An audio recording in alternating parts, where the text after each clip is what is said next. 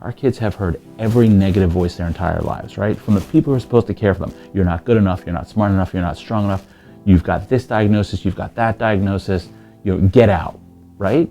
Every negative voice. But even worse than that, in many cases, they've felt apathy. I don't care about you. I don't care about you, right? For a teenager, a young person, that's what they've heard their entire lives. To hear and to feel the message from people who they don't know, I do care about you. I care about you. I want to help you. That's powerful. I was very, very involved with the kids. Movie nights, game nights, cards, spades. They taught me how to double dutch.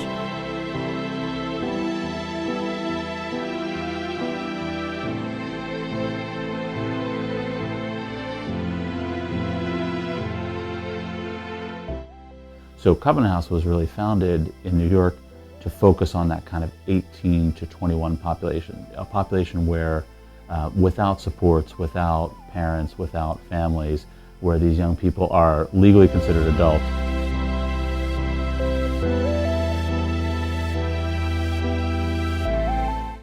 The Covenant House has locations in 27 cities throughout the United States, Canada, and Mexico, and has helped over 50,000 homeless youth. I've grown a lot from working at Covenant House. My perspective has changed. I appreciate things a lot more. There have been times where the youth would say, Miss Britt, you have somewhere to go tonight. Like, you have a home and a family to go home to. And I would go home and I would sit there, I would reflect, and I would think like, wow, that's a powerful statement. So I appreciate stuff, and I'm very grateful for what I have.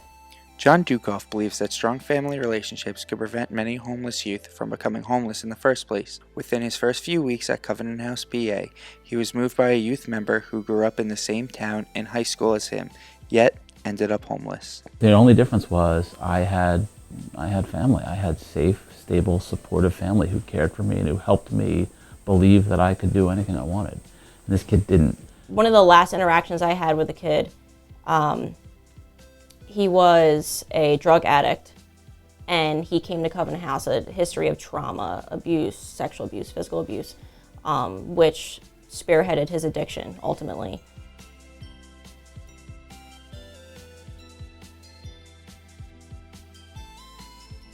And I remember one of my last moments in Covenant House, Atlantic City, sitting in my office, and this kid wanted to spend the night because it was freezing cold. I think it was December or January, freezing.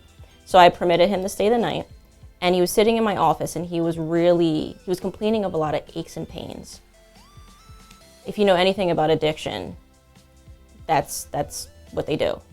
So they can go to the hospital and get pills. So I sat with him and I talked to him, and I had that conversation. We're always here for you. You can get through this.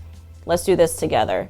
And just seeing him withdraw and seeing the pain that he was in was really heart-wrenching for me, because I couldn't do anything in that moment besides just be present. So with that being said, I told him, and keep in mind, my shift was about to end. I was supposed to clock out at 10:30. He came to me at 10:20, and that's when this all happened. So, I told him, I said, you know what? I will go and I will sit in the ER with you. I will personally go to the hospital with you, and you're not going to go to get pills. You're going to go to get clean. And I did just that. I drove him there. I sat with him. We were there until about 3 a.m. And I just spent that time with him. That's all that he needed. The presence, the love, the respect aspect, the support of it all. And I went home that night and I'm like, you know what, this is why I do what I do.